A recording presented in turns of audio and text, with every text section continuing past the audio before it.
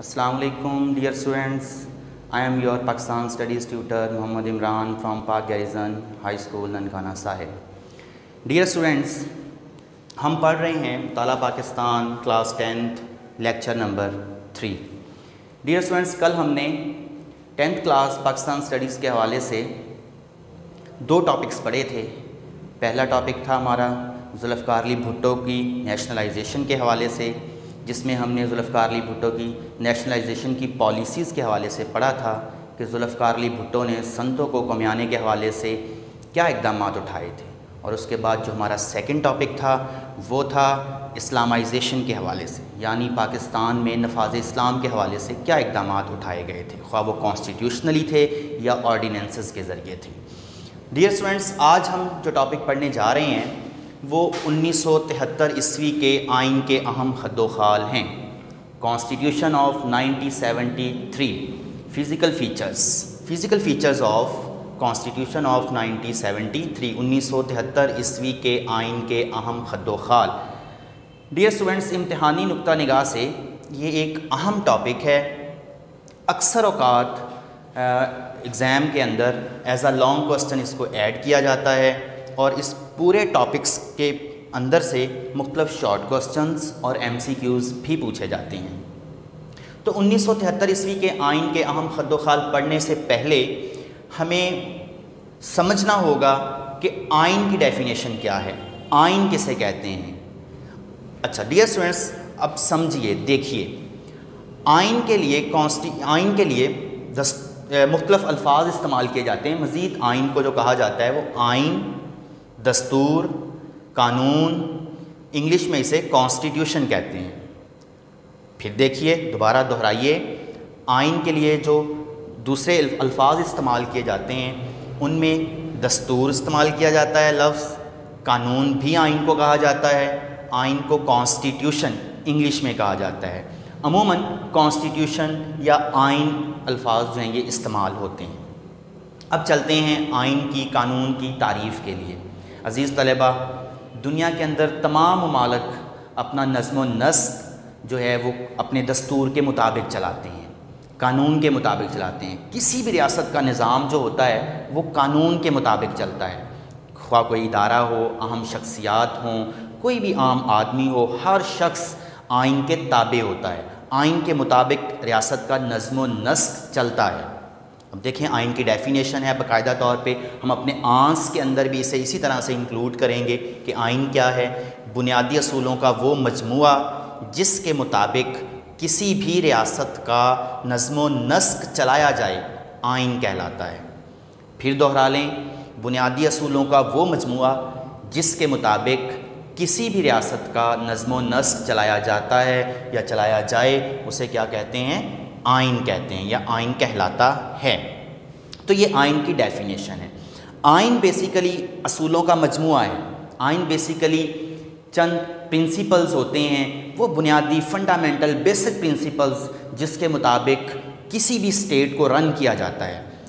ख्वाह कोई suppose that president of Pakistan, prime minister of Pakistan, different institutions सब आइन के ताबे हैं. आइन में उनको रहनुमाई दी जाती है, वो आइन के मुताबिक अपना अपना जो काम है उसे परफॉर्म करते हैं या करते हैं.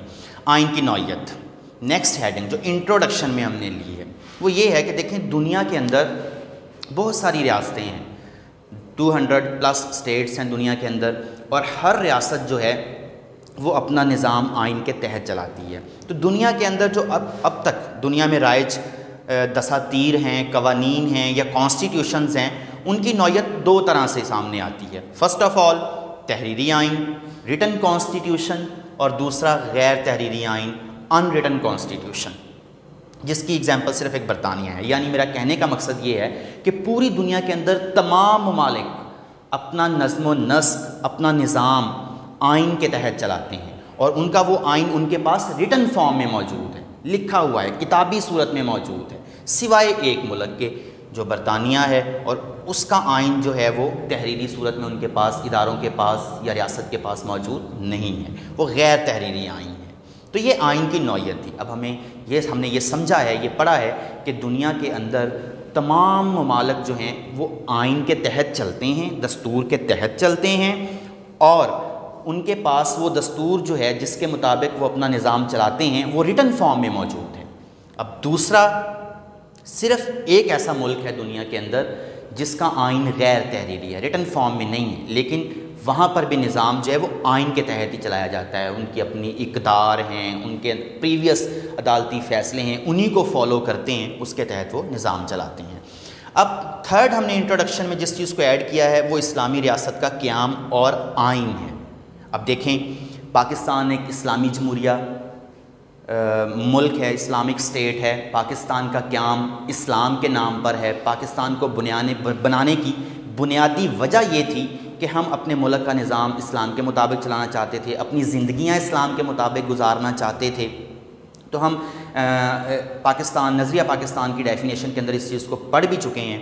तो अब यहाँ पर अब हमें अगर एक इस्लामी रियासत सही मानों में कायम करनी थी तो उसके लिए हमें एक आइन भी ऐसा चाहिए था जो इस्लाम को फॉलो करता, जो इस्लाम के मुताबिक बनाया गया होता, जिसके अंदर इस्लामी कवानीन को फॉलो किया गया होता। तो अब देखें, मैंने यहाँ पर एक डेफिनेशन कोड की है, उसको आप गौर से देखें कि इस्लामी रियासत का बेसिकली मकसद क्या है। इस्लामी रियासत के क़याम का मकसद अल्लाह ताला की हाकमियत, यानी अल्लाह ताला की हाकमियत को कायम करना, अल्लाह ताला की तालीमात के मुताबिक ज़िंदगी गुजारना और बनी नू इंसान की फ़लाह व बहबूद है। और दूसरा बड़ा मकसद ये है कि उस रियासत के अंदर जो भी लोग बस रहे हैं, जो भी लोग अपनी ज़िंदगी गुजार रहे हैं, उनकी फ़लाह व बहबूद, उनकी बेहतरी, उनके लिए आसाइशें पैदा करना, ये इस्लामी रियासत के क़याम का मकसद होता है। यानी इस्लामी रियासत इसलिए कायम की जाती है, एक तो अल्लाह ताला के अहकामात को और तालीमात को नाफिज कर दिया जाए, लोग अमली तौर पर अपनी ज़िंदगियों के अंदर अल्लाह ताला की तालीमात और अल्लाह ताला के अहकामात को नाफिज कर लें या फॉलो कर लें। और दूसरा, जो बनी नू इंसान है, उस रियासत के अंदर ज़िंदगी गुजारने वाले मुसलमान, गैर मुसलमान, जो भी ज़ीरू जो है, जो शख्स भी इस्लामी रियासत के अंदर ज़िंदगी गुजारता है, उसकी फ़लाह व बहबूद के लिए इक़दाम किए जाएँ। अब देखिए, इस्लामी रियासत का क़याम तो ये है जो मैंने आपको बता दिया, और आइन। अब हमें आइन भी ऐसा चाहिए था जो इस्लामी रियासत की ज़रूरियात को पूरा करता। मतलब आइन के अंदर इस्लामिक आर्टिकल्स को शामिल किया जाना था ताकि इस्लामी रियासत के क़याम का सही मानों में मकसद जो है वो पूरा हो जाए। और दूसरा, ऐसे इक़दाम उठाए जाने थे आइनी सतह पर, कानूनी सतह पर, कि उस मुल्क के अंदर बसने वाले लोगों की फ़लाह व बहबूद के लिए अमली तौर पर कोई काम किया जा सके, उनके लिए आसाइशें पैदा की जा सकें, उन लोगों के लिए सहूलतें पैदा की जा सकें ताकि वो बेहतर ज़िंदगी गुजार सकें।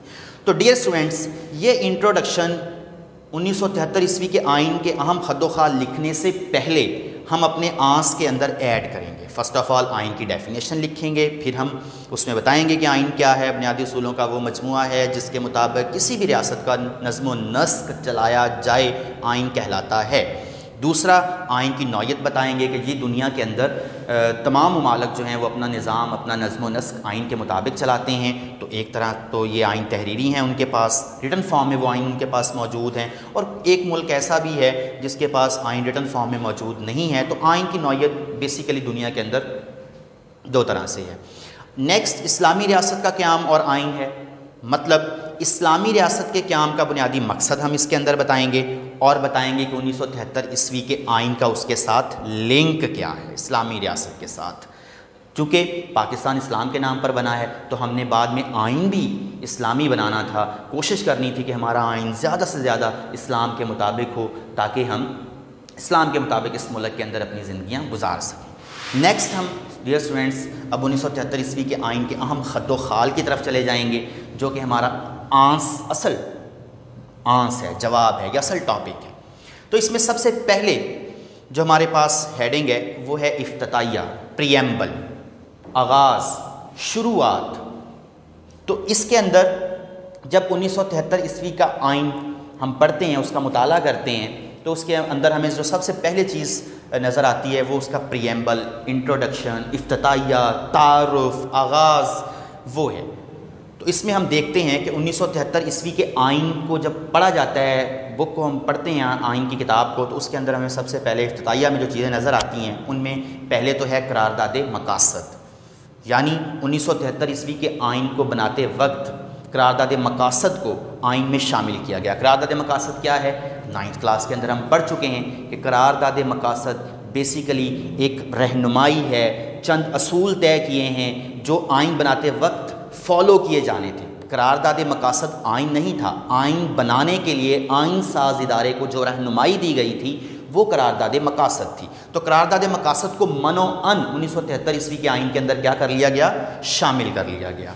नंबर 2, 1947 ईस्वी का अबूरी आइन जो मुल्क में नाफिज हुआ था उसको भी 1973 ईस्वी के आइन के अंदर फॉलो किया गया। यानी 1973 ईस्वी के आइन की किताब को जब हम पढ़ते हैं, मैं रिपीट कर रहा हूँ, दोबारा सुनिए, 1973 ईस्वी के आइन का जब मुताला किया जाता है तो हमें सबसे पहले क्या चीज़ नज़र आती है, करारदाद मकासद मनो अन उसमें लिखी हुई नज़र आती है। यानी करारदाद मकासद को 1973 ईस्वी के आइन के इफ्तिताइया के तौर पर शामिल किया गया, प्लस 1947 ईस्वी का जो अबूरी आइन था, अबूरी मतलब आर्जी आइन जो 1947 ईस्वी का अबूरी तौर पर, आर्जी तौर पर हमने नाफिज किया था मुल्क का निज़ाम चलाने के लिए, उसको शामिल किया गया। नंबर 3, 1956 ईस्वी का आइन जो मुल्क के अंदर नाफिज हुआ था, उस आइन के अंदर जो फीचर्स थे उनको भी 1973 ईस्वी के आइन के अंदर शामिल किया गया।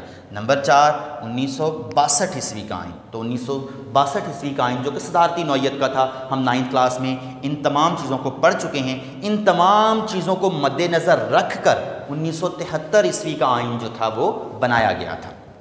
तो डियर स्टूडेंट्स, फर्स्ट हेडिंग के हवाले से आप समझ गए होंगे कि जब हम 1973 ईस्वी के आइन के अहम खद्दो खाल यानी बनावट, शेप, उसके नकूश लिखेंगे कि आइन कैसा था, आइन की नौयत क्या थी, तो उसमें हम सबसे पहले क्या ऐड करेंगे, इफ्तिताइया में हम हवाला देंगे कि जनाब 1973 ईस्वी के आइन में करारदाद मकासद, 1947 ईस्वी का अबूरी आइन, 1956 ईस्वी का आइन, 1962 ईस्वी का आइन, इन तमाम दसातीर को जो कानूनी काविशें माजी में हो चुकी थी उनको मद्देनज़र रख कर 1973 ईस्वी का आइन जो था वो बनाया गया था। नेक्स्ट हेडिंग हमारे पास तहरीरी आइन। अब 1973 ईस्वी के आइन का जो दूसरा फिज़िकल फीचर है, खद्दो खाल उसका जो दूसरा है, बनावट उसकी है, वो तहरीरी है। यानी 1973 ईस्वी का आइन तहरीरी नौयत का था, रिटन फॉर्म में इसको लिखा गया, इदारों के हवाले किया गया ताकि हर इदारा, हर शख्सियत, हर अहम ओहदेदार जो है वो 1973 ईस्वी के आइन के मुताबिक काम करे, किसी भी किस्म का कोई भी मुल्क के अंदर खला पैदा ना हो, कोई कशमकश इदारों के अंदर पैदा ना हो। तो 1973 ईस्वी का आइन तहरीरी नौयत का था। इसमें मैं जो पहले आपको बता चुका हूँ, आप एग्जाम्पल भी कोड कर सकते हैं कि दुनिया के तमाम ममालिक जो हैं वो आइन के तहत चलते हैं, उनका निज़ाम आइन के तहत चलता है। एक मुल्क ऐसा भी है बरतानिया जिसका आइन गैर तहरीरी नौयत का है। तो बहरहाल पाकिस्तान का आइन रिटन फॉर्म में है। नंबर 3, नीम उस्तवार आइन, जो थर्ड फीचर टेक्स्ट बुक के पास आपके पास है, तो आप उस पर देख रहे होंगे, आपके पास हेडिंग होगी नीम उस्तवार आइन, मतलब सेमी रिजिड कॉन्स्टिट्यूशन। अब नीम उस्तवार आइन क्या है? नीम उस्तवार आइन यानी कॉन्स्टिट्यूशन वो ये होता है कि जिसमें तब्दीली का तरीक़ाकार ना ज़्यादा मुश्किल हो ना ज़्यादा आसान हो। अब इसको समझाने के लिए मज़ीद नीचे देखें, उस्तवार आइन, यहाँ पर मैंने 3 वर्ड लिखे हैं, उस्तवार आइन, गैर उस्तवार आइन, नीम उस्तवार आइन। उस्तवार आइन वो होता है जो बिल्कुल आसान, जिसमें तब्दीली का तरीक़ाकार हो, जिसको चेंज करना जो बिल्कुल नरम किस्म का हो, सख्त ना हो, ठीक है। और गैर उस्तवार क्या होगा? जो बिल्कुल नॉन रिजिड हो। नीम उस्तवार क्या होगा? सेमी रिजिड हो। अब दोबारा देखें, पाकिस्तान का जो आइन है वो नीम उस्तवार नौयत का है, मतलब इसमें तब्दीली करना ये बिल्कुल ना ज़्यादा मुश्किल है, इसमें तब्दीली करना ना ज़्यादा आसान है। यानी ये आइन ना ज़्यादा सख्त है ना ज़्यादा नरम है। नीम उस्तवार से मुराद यहाँ पर हम सख्त ले लेते हैं, और सॉरी दरमियाना सख्त ना नरम, इसको ले लेते हैं। तो दुनिया में बेसिकली अगर हम इसको मज़ीद एक्सप्लेन करें, मैं आपको समझा देता हूँ। उस्तवार आइन, गैर उस्तवार आइन, नीम उस्तवार आइन, दुनिया में 3 तरह के लॉज चलते हैं। कुछ कवानीन ऐसे होते हैं जिनको बिल्कुल आसानी से बदला जा सकता है, जो कि बिल्कुल उस्तवार होते हैं, आसानी से बिल्कुल नरम होते हैं, उनको आप आराम से तब्दील कर देते हैं। फ़र्ज़ करें आपने खुद ही माइंड में सुबह एक प्रोग्राम, एक असूल, एक कानून बनाया, दोपहर को उसको तब्दील कर दिया, तो ये क्या होगा?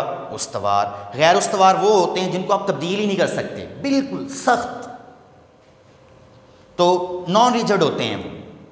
तो उसमें क्या होगा?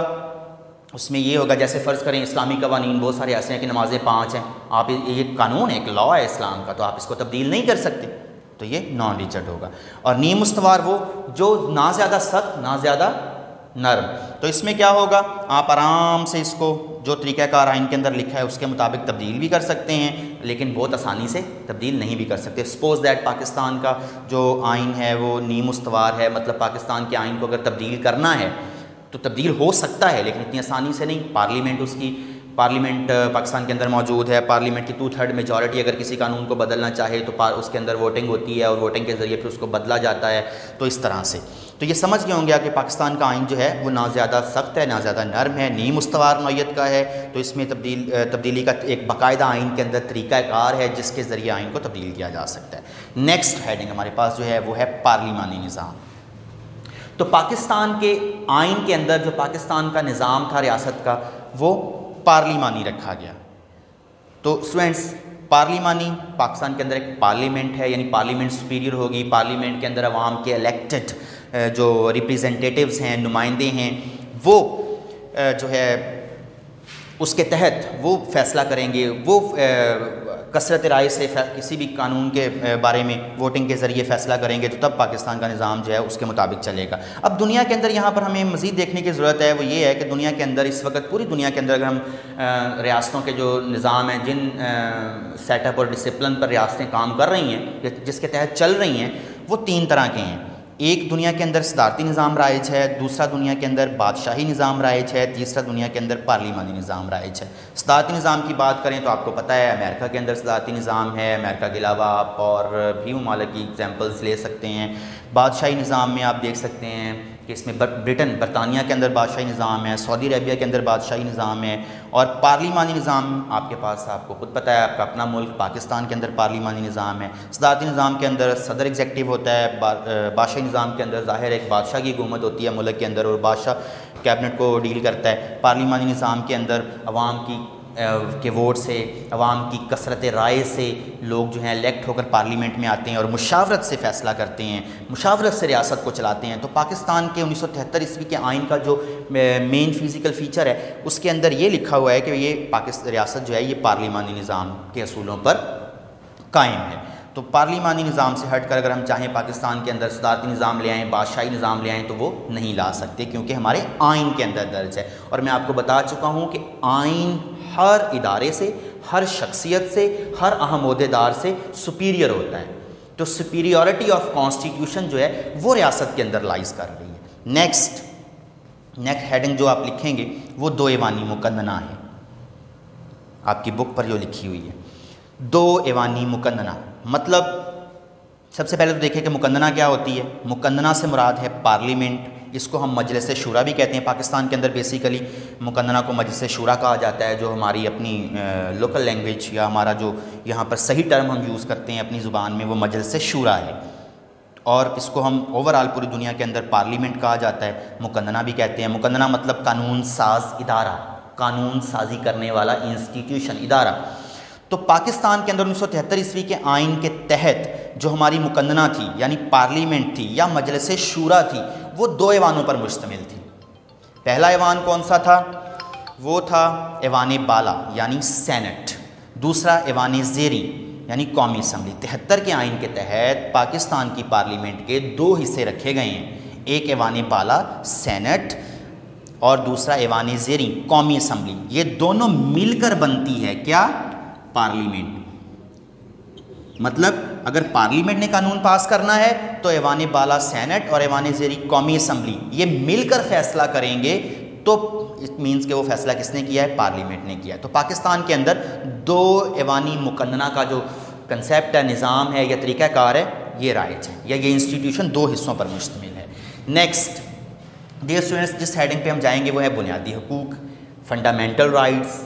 बेसिक जो अवाम के राइट्स होते हैं, हकूक़ होते हैं, तालीम, सेहत, रोज़गार, सिक्योरिटी, ज़िंदगी गुजारने के लिए अच्छे लवाज़मात जो रियासत शहरियों को देती है वो शहरियों के बुनियादी हकूक़ हैं।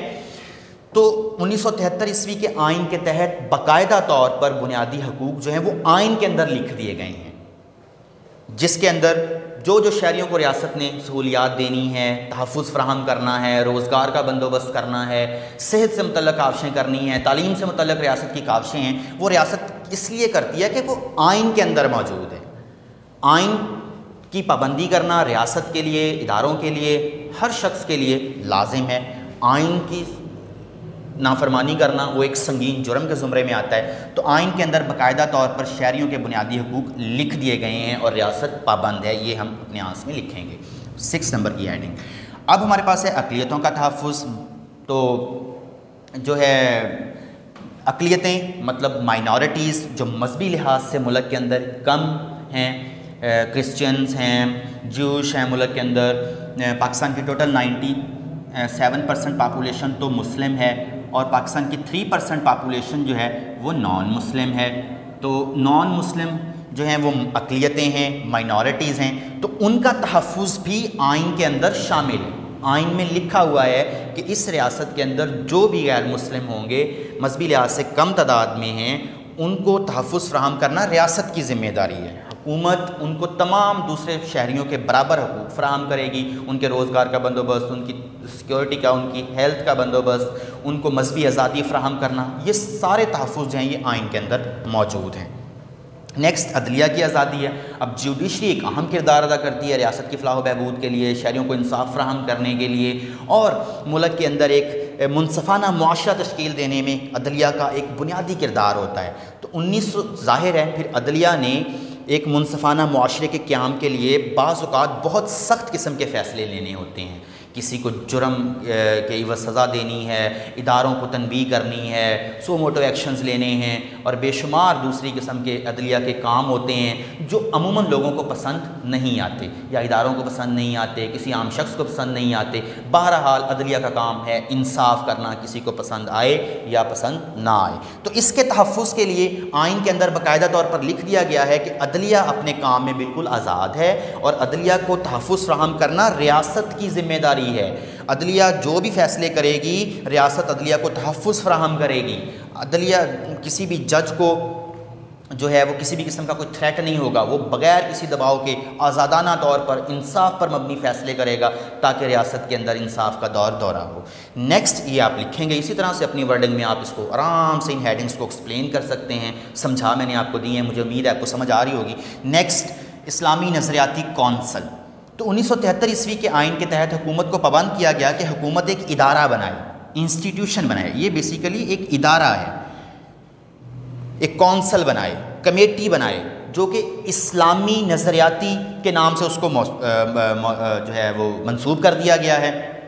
तो इस कमेटी का, इस इदारे का काम क्या था? वो काम ये था कि पाकिस्तान चूँकि इस्लाम के नाम पर बना था, इसलिए ये इस्लामी नज़रियाती कौंसल वक्तन फ़वक्तन हुकूमत को इंस्ट्रक्शंस देगी, हुकूमत की रहनुमाई करेगी कि पाकिस्तान का निज़ाम किस तरह से सही मानों में इस्लाम के मुताबिक चलाया जा सकता है, या 1973 ईस्वी के आइन के मुख्तलिफ आर्टिकल्स को मज़ीद इस्लामी बनाने के लिए क्या किया जा सकता है, या मुल्क के अंदर लोगों को इस्लाम के मुताबिक ज़िंदगी गुजारने के लिए कौन सी सहूलियात फ़राहम की जा सकती हैं, किस तरह से ज़्यादा इस्लामाइजेशन को मुल्क के अंदर रिस्टोर किया जा सकता है। तो इस्लामी नज़रियाती कौंसल एक आइनी इदारा, यानी 1973 ईस्वी के आइन के खद्दो खाल आप पढ़ रहे हैं ना, तो 1973 ईस्वी के आइन के अंदर ये लिखा हुआ है कि इस्लामी नज़रियाती कौंसल कायम की जाएगी जो हुकूमत को और दूसरे इदारों को वक्तन फ़वक्तन रहनुमाई फ़राहम करेगी तहकीक करने के बाद, ताकि मुल्क के अंदर ज़्यादा से ज़्यादा जो मुल्क का निज़ाम है या लोगों की ज़िंदगियाँ हैं उनको इस्लाम के मुताबिक बनाने में अहम किरदार अदा किया जा सके। नेक्स्ट वाहिद शहरियत है। तो 1973 ईस्वी के आइन के अंदर लिखा हुआ है कि पाकिस्तान के अंदर वाहिद सिंगल सिटीज़नशिप, वाहिद शहरियत का असूल जो है वो लागू होगा।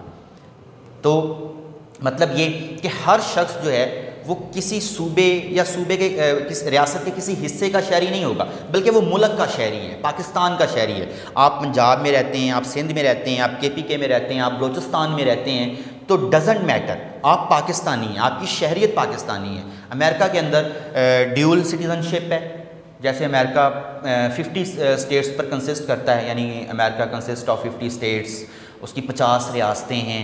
एक सिटीज़नशिप आपकी अमेरिकन होने की है, एक कार्ड आपका अमरीकी होने का बनता है, और दूसरा कार्ड आपका जो है वो अमेरिका की कोई भी रियासत है, कैलिफोर्निया है, कंसास है, इसी तरह से वाशिंगटन DC है, किसी रियासत के आप शहरी हैं तो एक कार्ड आपका उस मखसूस रियासत का बनता है, मखसूस यूनिट का बनता है, एक मखसूस हिस्से के शहरी हैं अमेरिकन लेकिन मखसूस हिस्से के हैं। तो इस तरह से ड्यूल सिटीज़नशिप है वहाँ पर। तो यहाँ पर पाकिस्तान के अंदर ऐसा नहीं है। पाकिस्तान के अंदर सिंगल सिटीजनशिप है और ये 1973 ईस्वी के आइन के अंदर लिखा हुआ है। आप पंजाबी, सिंधी, बलोची आपके आईडी कार्ड पर मेंशन नहीं होता। आपके आईडी कार्ड पर सिर्फ लिखा होता है कि आपका डिस्ट्रिक्ट, आपका एड्रेस, सब डिस्ट्रिक्ट लिख दिया जाता है, आपकी कॉलोनी का नंबर होता है, हाउस नंबर होता है, स्ट्रीट नंबर होता है, बस। बाकी पाकिस्तान। तो अब पाकिस्तान के 1973 ईस्वी के आइन के फिजिकल फीचर्स हैं जो, उसके तहत आपके पास सिंगल सिटीजनशिप है, यानी पाकिस्तान का हर शहरी जो है उसके पास वाहिद शहरियत है, वो सिर्फ पाकिस्तानी कहलाएगा। वो किसी भी सूबे में किसी भी जगह जाकर रहाइश इख्तियार करना चाहे उसे कोई नहीं रोक सकता। वो पाकिस्तान के अंदर जहाँ मर्जी ट्रैवल करना चाहे उसे कानूनी तौर पर कोई नहीं रोक सकता, क्योंकि वो आइनी तौर पर उसके पास सिंगल सिटीजनशिप है। नेक्स्ट 11 हेडिंग पे आप जाएँ, वो है आइनी इदारे, कॉन्स्टिट्यूशनल इंस्टीट्यूशंस जो हैं आपके पास, आइनी इदारे। यानी पाकिस्तान के अंदर 1973 ईस्वी के आइन के तहत चंद वफाकी हुकूमत को इंस्ट्रक्शंस दी गई, वफाकी इंतज़ामिया को इंस्ट्रक्शंस दी गई कि वो कुछ इदारे बनाएगी जो इदारे वसी तर कौमी और अवामी मुफाद के लिए होंगे। उसमें सबसे पहले कौमी इक़्तिसादी कौंसल आइनी इदारा है, कानूनी इदारा है, इसे कोई अहम शख्सियत, कोई भी डिपार्टमेंट इसे ख़त्म नहीं कर सकता। तो कौमी इक़्तिसादी कौंसल यानी पूरी कौम की मुआशी हालत को बेहतर करने के लिए, मुआशी प्लानिंग के लिए जो इदारा बनाया गया है वो कौमी इक़्तिसादी कौंसल है। ये हुकूमत को वक्तन फ़वक्तन इंस्ट्रक्शंस देते हैं कि आप मुल्क के अंदर मुआशी हालत को बेहतर करने के लिए ये स्टेप लें, ये स्टेप लें या ये स्टेप लें। कौमी मालियाती कमीशन इसके अंदर मौजूद है, जिसके अंदर पूरे मुल्क के अंदर जो हुकूमत के पास या सरकारी कौमी जो एसेट्स होते हैं, असासे होते हैं, उनकी मुनसिफाना तकसीम, उन असासों में इजाफ़ा और वो सारा, तो ये कमीशन देखता है। इसके बाद इलेक्शन कमीशन, आप जानते हैं पूरे मुल्क के अंदर वफाकी इलेक्शन, सूबाई इलेक्शन या बल्दियाती इलेक्शन करवाने के लिए एक बाकायदा कानूनी इदारा, आइनी इदारा मौजूद है। इस इदारे के ज़िम्मे ये है कि ये लेके आएगी रूट ग्रास लेवल से एक लीडरशिप या नुमाइंदे, उनका इंतखाब करना इस इदारे के ज़िम्मे, इलेक्शन करवाना, फेयर इलेक्शन करवाना।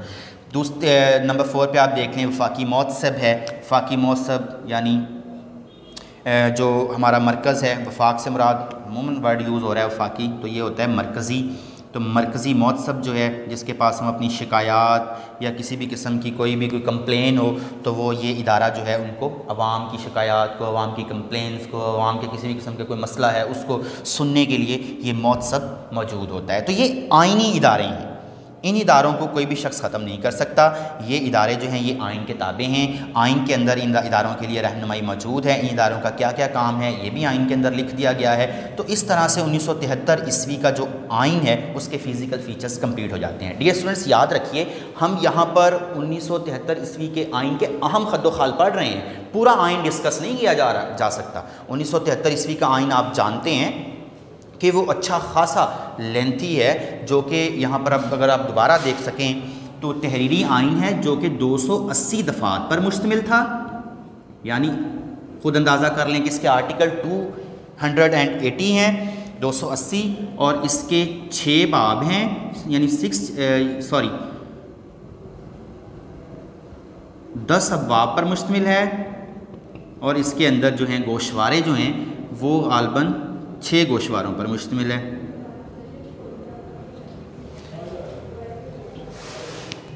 तो ये 1973 ईस्वी के आइन के हवाले से 6 गोशवारे हैं, 280 दफ़ात हैं इसके अंदर। तो ये कम से कम 250-300 सफ़ात पर मुश्तमिल एक किताब है आइन। लेकिन हम यहाँ पर सिर्फ 1973 ईस्वी के आइन के physical features, journal main features, उसकी बनावट जर्नली कैसी है उसको हमने डिस्कस किया है। तो अज़ीज़ तलबा, मुझे उम्मीद है कि आपने इन तमाम पॉइंट्स को डीपली फोकस करके गौर से समझा होगा। तो अगर आप में से आपको किसी भी पॉइंट की समझ नहीं आती तो आप व्हाट्सएप नंबर पे कांटेक्ट कर सकते हैं, स्कूल के व्हाट्सएप नंबर पे, और आपको वो दोबारा से एक्सप्लेन कर दिया जाएगा। अब आप स्टूडेंट्स एक काम और करेंगे, आपने जब किसी भी पॉइंट को पढ़ना है, याद करना है या उसे समझना है, तो उसे इस तरह से पढ़ेंगे, समझेंगे, बेशक अपनी वर्डिंग में आप पढ़ें या समझें, ताकि वो अगर एज अ शॉर्ट क्वेश्चन पूछ लिया जाए तो आप उसका आंसर आराम से दे सकें। बतौर लॉन्ग क्वेश्चन तो ये टॉपिक है ही, ये मैं आपको पहले बता चुका हूँ, लेकिन इनके फ़र्ज़ करें अगर आपसे पूछा जाए 1973 ईस्वी के आइन के अंदर इफ्तिताहिया के हवाले से आप क्या जानते हैं, या आप बताएं कि 1973 ईस्वी का आइन जो है वो नीम उस्तवार नौयत का है, इससे क्या मुराद है। पार्लिमानी निज़ाम के हवाले से आप क्या जानते हैं, या आप दो ऐवानी मुकन्नना के हवाले से बताएं पाकिस्तान की पार्लियामेंट कितने हिस्सों पर मुश्तमिल है। आपसे पूछ लिया जाए तो आप बताएंगे कि दो ऐवानी मुकन्नना 2 हिस्सों पर मुश्तमिल है ये सारा। तो अगर आपसे पूछा जाए बुनियादी हुकूक कौन से होते हैं, तो आप बता सकें कि बुनियादी हुकूक वो जो शहरियों को हुकूमत की तरफ से हुकूक फ़राहम किए जाते हैं, बुनियादी हुकूक हैं। इस बुनियादी हुकूक की भी एक बाकायदा डेफिनेशन है, वो आगे जब हम उस टॉपिक पे जाएंगे वो मैं आपको एक्सप्लेन कर दूंगा, लिख दूंगा यहाँ पे वाइट बोर्ड पर। अदलिया की आज़ादी के हवाले से आपसे पूछा जा सकता है, आइनी इदारों के हवाले से पूछा जा सकता है। शॉर्ट क्वेश्चन के बताएं पाकिस्तान के अंदर कौन से आइनी इदारे हैं जो 1973 ईस्वी के आइन के तहत मुल्क में कायम करना या उनको बनाना हुकूमत पर लाजिम है या हुकूमत उसकी पाबंद है। तो इस तरह से आप इसको as a long question, short और MCQ के तौर पे फोकस करेंगे, याद करेंगे, चीज़ों को माइंड में रखेंगे। डियर स्टूडेंट्स, मुझे उम्मीद है कि इस टॉपिक को जो हमने आज पढ़ा है आप समझ गए होंगे। इंशाल्लाह नेक्स्ट टॉपिक में के साथ हम हाज़िर होंगे। अल्लाह हाफ़िज़।